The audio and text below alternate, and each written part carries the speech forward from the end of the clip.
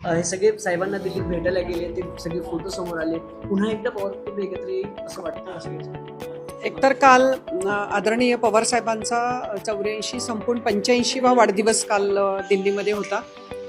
त्यामुळे हा एक कौटुंबिक प्रसंग आहे आणि कौटुंबिक हे आहे. त्यामुळे वाढदिवसाच्या निमित्तानं अजितदादा असतील, रोहित असेल, सुनेत्रा वहिनी असतील, पार्थ आणि जय असेल, हे सगळे त्यांना भेटण्यासाठी आणि त्यांना नमस्कार करण्यासाठी, शुभेच्छा देण्यासाठी गेले होते. मला वाटत नाही त्याच्यामध्ये काही राजकीय कारण असू शकेल तसं.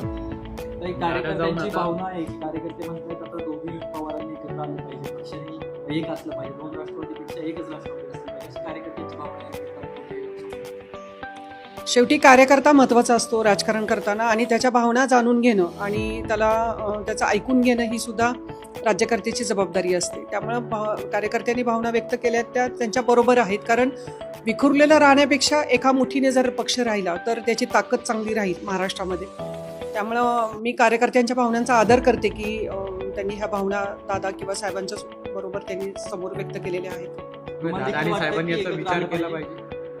शेवटी मी सुनंदा पवार आणि माझा आणि राजकारणाचा तसा काही संबंध नाही. मी सामाजिक क्षेत्रामध्ये गेले 35 वर्ष काम करते आणि असा प्रचार सोडला तर मी राजकारणात कुठंच ॲक्टिव्ह नसते किंवा राजकीय व्यासपीठावरही मी कधी जात नाही. त्यामुळं राजकीय ह्याच्यामध्ये साहेब आणि दादांनी काय निर्णय घ्यायचा हा शेवटी पर्सनली त्या दोन पक्षाचा निर्णय आहे. त्यामुळे ते दोघं विचार करून निर्णय घेतील. या बाबतीत मला कुठं काही शंका वाटत नाही. पण या विषयाची चर्चा मी साहेबांसोबत किंवा मी दादांसोबत किंवा मी रोहित सोबत आम्ही करत नाही. वैयक्तिक तुम्हाला काय पवारांच्या प्रचारात होतात वैयक्तिक तुम्हाला काय वाटतं की तुम्ही एकच राहा? नाही, केव्हाही हे फुटलेलं जे कुटुंब आहे, गेले कितीतरी पिढ्या आम्ही एकत्र नांदतोय. पवार कुटुंब आम्ही सगळ्या सुखदुःखामध्ये सगळ्या अडचणींमध्ये आम्ही एकजीव होतो आणि अडचणीमध्ये होतो. जो जरी प्रत्यक्ष स्वतंत्रपणे इंडस्ट्री असेल, सामाजिक क्षेत्र असेल, आम्ही स्वतंत्रपणे काम करतो.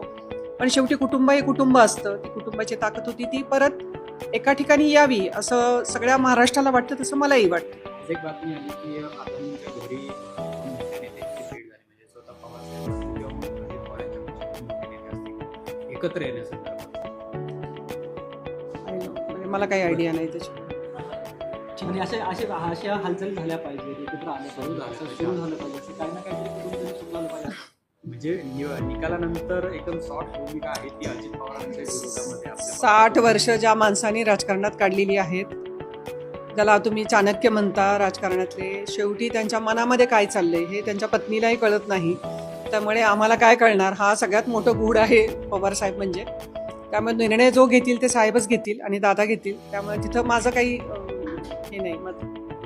काम आता वगैरे सगळे नवीन पक्षात नवीन मुलांना संधी दिली. रोहिदार पाटील असतील किंवा दानकर असतील, त्यांना संधी दिलेली खूप चांगला निर्णय घेतला. त्यात रोहितनी पुढे होऊन हे निर्णय घ्यायला लावले आणि रोहित पाटलांना त्यांनी एक चांगलं हे केले. नवीन मुलगा आहे, अगदी 24-25 वर्षाचं उंद नेतृत्व आहे. त्यामुळं त्यांना संधी मिळावी म्हणून रोहितनी ही नावं सुचवली साहेबांना आणि त्यांना जानकर साहेब असतील त्यांना पण ती संधी मिळालेली आहे.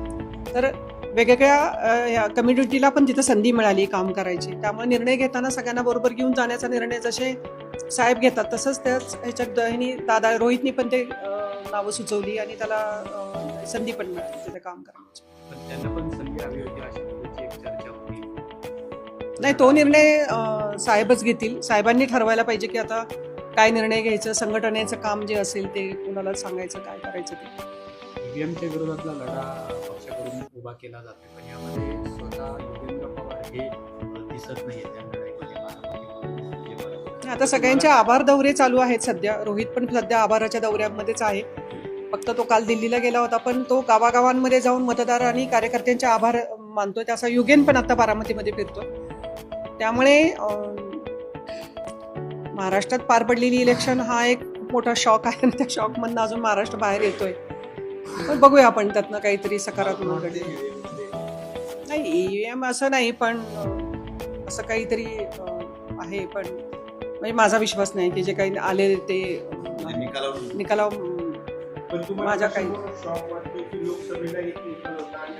त्यामुळेच थोडंसं की गेल्या 4 महिन्यात असा काय बदल झाला आणि प्रश्न तर गंभीर होतेच आपले. शेतकऱ्यांचे होते, महिलांच्या सुरक्षेचे होते, त्यानंतर बेरोजगारीचा होता, पेपरफुटीचा होता, महागाईचा होता. त्यामुळे या प्रश्नांवरती खरंच नाराजी महाराष्ट्रामध्ये आम्ही पाहिलेली आहे. त्यामुळे थोडंसं मला असं वाटलं की निकाल हा थोडासा मला पटत नाही आहे, माझ्या मनाला पटत नाही. लाडकी बहीणचा फायदा झाला असं वाटतं?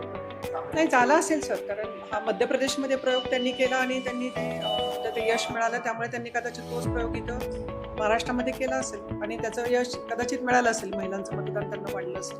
हे दादांचं यश आहे, कारण की दादांनी या योजनेला मोठ्या प्रमाणात प्रोत्साहित केलं होतं आणि एकदम दादांचे आमदार 40च्या वर गेले. नाही, आता त्या इलेक्शन हा जो टॉपिक आहे ना, हा सगळं गूढ आहे सगळं. त्यामुळे त्याच्यावर मी न बोलणं जास्त सोयीस्कर राहील.